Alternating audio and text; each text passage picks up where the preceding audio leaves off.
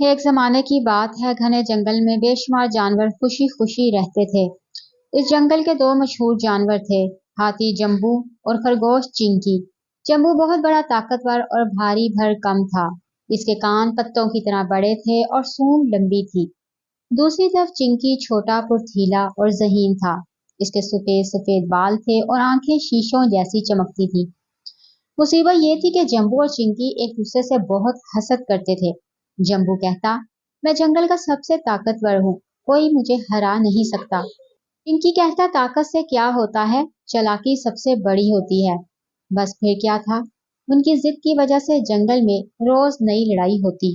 एक दिन चिंकी ने कहा, आओ मुकाबला करें, देखते हैं कौन पहले इस पहाड़ी की चोटी तक पहुंचता है। जम्बू हंसकर बोला, चलो आओ देखते हैं। दौड़ शुरू हुई, चिंकी फुर्ती से झाड़ियों में गायब हो गया। जम्बू ने भागना शुरू किया तो उसके भारी कदमों से जमीन कांपने लगी। रास्ते में एक तंग रास्ता आया जहां से जम्बू का पेट नहीं गुजरता था। जम्बू उलझ कर रह गया, जबकि चिंकी आसानी से निकल गया और पहले पहुंचकर हाथी को चढ़ाया। जम्बू को बहुत गुस्सा आया।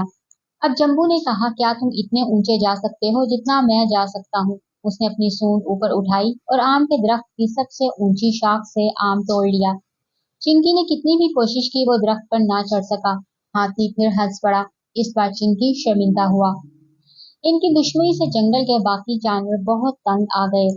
लोमड़ी लिली ने कहा, इनकी लड़ाई की वजह से मेरे बच्चे डरते डरते घर से बाहर नहीं निकलते। परिंदा टैटू बोला, सुबह से रात तक शोर मचा रहता है, कोई चैन से बैठने नहीं देता। मोर मिस्टर पीचू ने दरमियान में पड़कर कहा, बस करो भाई, तुम दोनों में दोस्ती करो। लेकिन जम्बू और चिंकी किसी की ना मानते थे। एक दिन जंगल के किनारे पर बहुत बड़ी आग भड़क उठी। हवा तेज थी, आग जंगल की तरफ बढ़ रही थी। तमाम जानवर घबरा कर भागने लगे। चिंकी अपने बिल में बैठा था। अचानक उसने देखा उसका बच्चा चमकी दूर खेल रहा है और आग उसे घेर रही है। चिंकी कितनी ही कोशिश करे कि वो आग पार ना कर सका, वो रो पड़ा।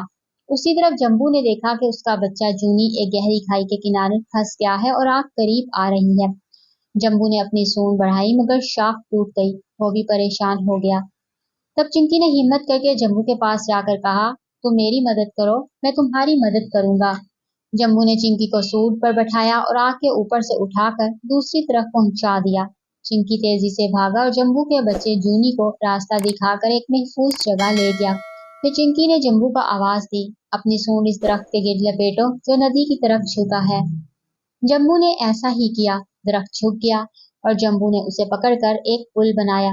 चिंकी अपने बच्चे चमकी को लेकर इस पुल पर भागा और नदी पार कर गया। इसके बाद जम्बू ने भी अपने बच्चे को सूंड में उठाया और नदी कूद कर पार कर गया। आग बुझने के बाद सारे जानवर वापस आ गए।